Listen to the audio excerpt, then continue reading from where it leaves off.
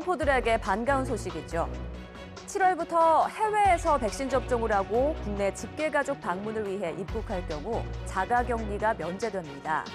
2주간의 의무격리로 고국 방문에 어려움을 겪었던 동포들은 크게 반기고 있지만 공관마다 문의 전화가 폭주해 관련 서류 발급을 위한 예약 잡기도 힘든 실정입니다. 김길수 리포터가 전해드립니다. 해외 백신 접종자에 대한 자가격리 면제 조치 소식이 전해지자 동포 사회가 들썩이고 있습니다.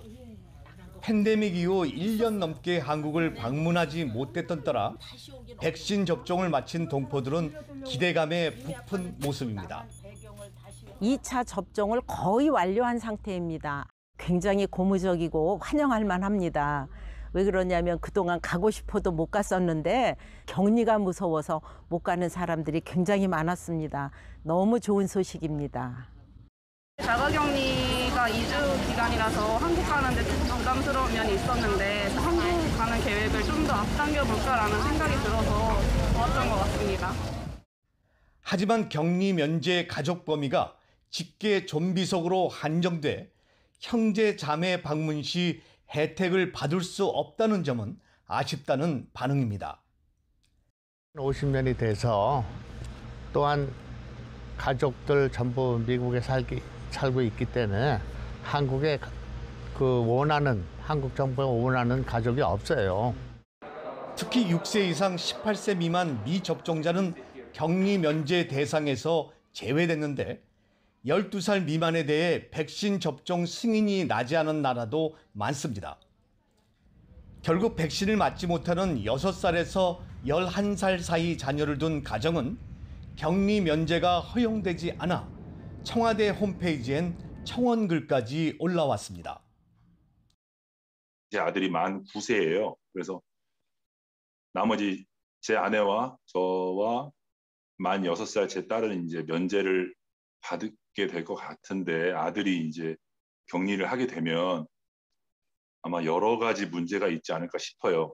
12세 이상은 사실 접종을 받을 수 있는 기회가 있으니까 그 6년 정도를 더 좀 확대시켜 주는 것이 더 합리적이지 않은가. 8세 자녀가 있다 보니 저 같은 경우에는 상관이 없지만 아이를 두고 갈 수도 없고 가족들이 일부는 자가격리 면제가 되지만 일부는 또 안 되는 이런 부분들 이런 부분에 대해서는 좀 더 세밀한 보완책이 있어야 되지 않을까 그렇게 생각을 합니다. 직계 가족 방문 외에도 중요 사업이나 공익, 인도적 목적의 입국 시 2주 격리가 면제가 됩니다. 이런 대상에 자신이 포함되는지와 준비 서류를 묻는 문의가 폭주하면서 각국 공관은 몸살을 앓고 있습니다. 우리 공관에 있는 전화 교환기 시스템에 이상이 발생할 정도로 전화 문의가 급증했습니다. 본인이 격리 대상에 해당되는지 또 언제 어떻게 어디에 격리 면제를 신청해야 되는지 등에 관한 문의가 대부분이었습니다. 격리 면제서 유효 기간이 발급일로부터 한 달입니다. 한 달이 지나면 격리 면제서가 무효가 되거든요. 그래서 빗발치는 문의로 업무가 마비될 지경이다 보니 정작 격리 면제서 신청을 위한 공관 예약은 할 수조차 없는 상황. 격리 면제서 발급을 위해선 가족관계 증명서 등 필요한 서류들이 많고 서류 발급도 공관에서 해주기 때문에 이 또한 추가적인 예약을 잡아야 합니다.